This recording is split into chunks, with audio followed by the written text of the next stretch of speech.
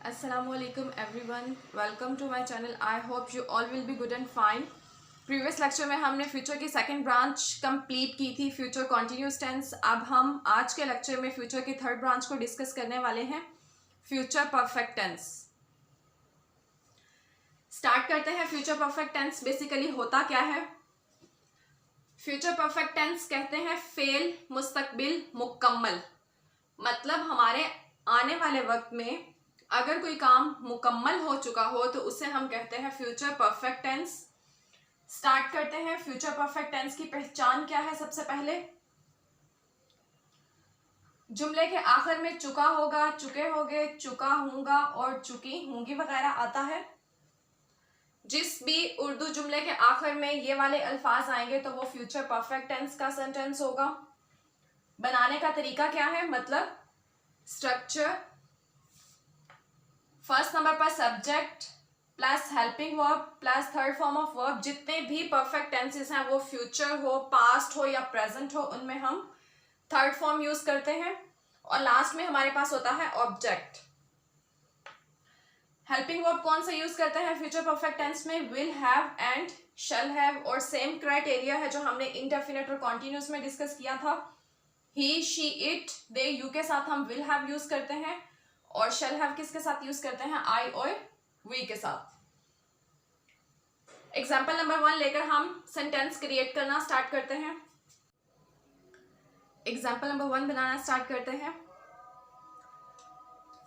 वो स्कूल जा चुका होगा।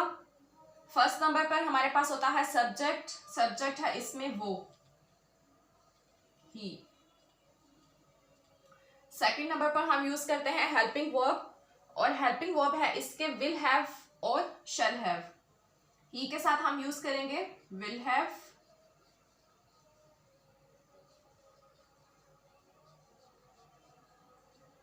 According to structure helping verb के बाद हमारे पास होती है थर्ड फॉर्म ऑफ वर्ब, और वर्ब है यहां पर जाना। जाने की इंग्लिश होती है गो, और थर्ड फॉर्म यूज करेंगे तो यहां पर आएगा gone. He will have gone, और लास्ट में हमारे पास होता है ऑब्जेक्ट। ऑब्जेक्ट है यहां पर school.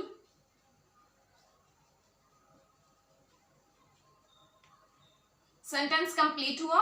He will have gone to school. ये सिंपल सेंटेंस था। नेक्स्ट हम नेगेटिव बनाएंगे। वो स्कूल नहीं जा चुका होगा। विल के बाद हमने क्या यूज करना है? Simple not. He will not have gone to school.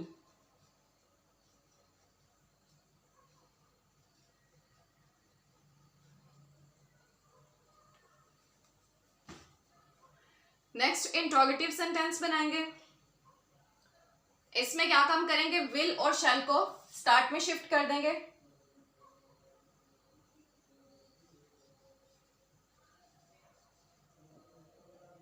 Will he have, और इसमें एक बात याद रखनी है कि हमने हैव को शिफ्ट नहीं करना विल के साथ, जस्ट हमने विल को शिफ्ट करना है स्टार्ट में। हैव एज इट इज अपनी प्लेस पर रहेगा। Will he have gone to school, और लास्ट में हम क्वेश्चन मार्क यूज करेंगे इंट्रोगेटिव के लिए। नेक्स्ट है WCD सेंटेंस। वो स्कूल कब जा चुका होगा? इसके लिए हम क्या काम करते हैं? जो W की फैमिली का वर्ड होता है उसको हम फर्स्ट पे राइट करते हैं और बाकी सेंटेंस को हम इंट्रोगेटिव में चेंज करते हैं। W की फैमिली का वर्ड है कब, और कब की इंग्लिश होती है when। When will he have gone to school?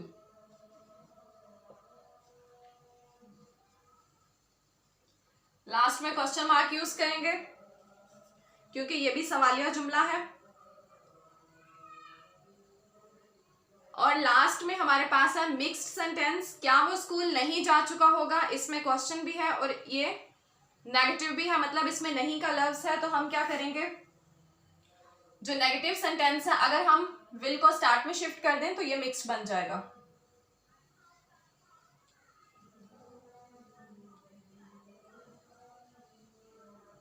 Will he not have gone to school.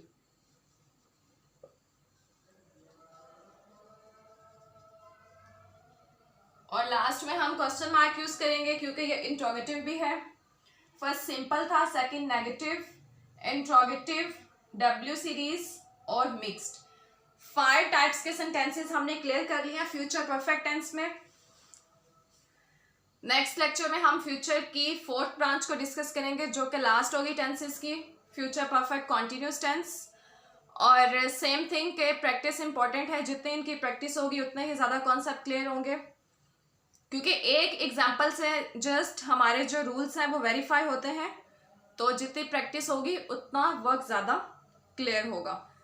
Thanks for watching, take care, अल्लाह हाफिज़।